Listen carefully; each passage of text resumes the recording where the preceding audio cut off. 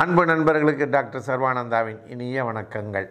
நண்பர்களே, நம்முடைய உணவு பாதையிலே தொண்டையிலிருந்து வயிற்றுக்குள்ள உணவு போகுது இல்லையா, அந்த நெஞ்சு பகுதியில் போகக்கூடிய உணவு பாதையிலே ஏற்படக்கூடிய பல பிரச்சனைகளை நாம் தனித்தனியாக பிரித்து தெளிவாக நமக்குள் ஒரு விழிப்புணர்வு வர வேண்டும் என்ற காரணத்திற்காக பார்த்து கொண்டிருக்கின்றோம்.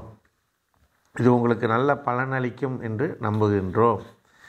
அந்த வகையிலே இன்றைக்கு அச்சலேஷியா என்ற நோய் பிரச்சனையை பற்றி தான் நாம் பார்க்க போகிறோம். இது ரெகுலராக ஏற்படக்கூடிய, அடிக்கடி வரக்கூடிய ஒரு பிரச்சனை இல்லை.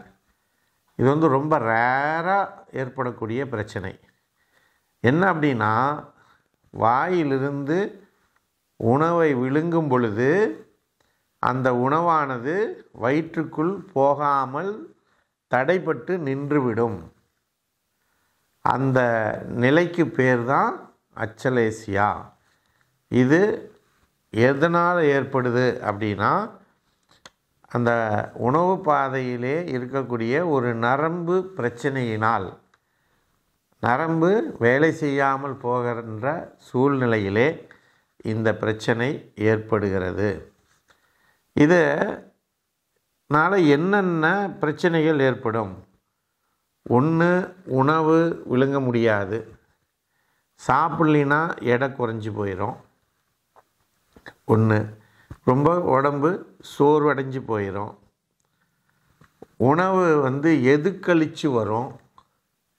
நெஞ்சு எரிச்சல் இருக்கும், நெஞ்சு வலி வரும், ஏப்பம் வரும், இருமல், சளி, நிமோனியா போன்ற பல பிரச்சனைகள் இந்த அச்சலேஷியா அப்படிங்கிற பிரச்சனையினால் வரும்.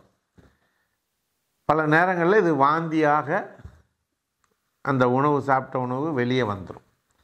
ஸோ இப்படிப்பட்ட அறிகுறிகளோடு இருக்கக்கூடிய ஒரு ரேர் டிசீஸ் தான் அச்சலேஷியா.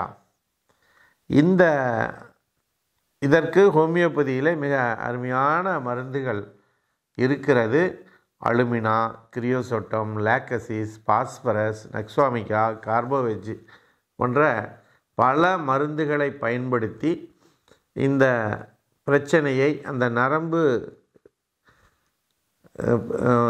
பிரச்சனையை நம்மால் சரி செய்து அந்த நோயை தீர்ப்பதற்குரிய முயற்சியை மேற்கொள்ள முடியும் என்பதனை கூறி, வாய்ப்பளித்த சர்வம் மற்றும் யோகம் யூடியூப் சேனலுக்கு நன்றி கூறி விடைபெறுகிறோம். நன்றி, வணக்கம்.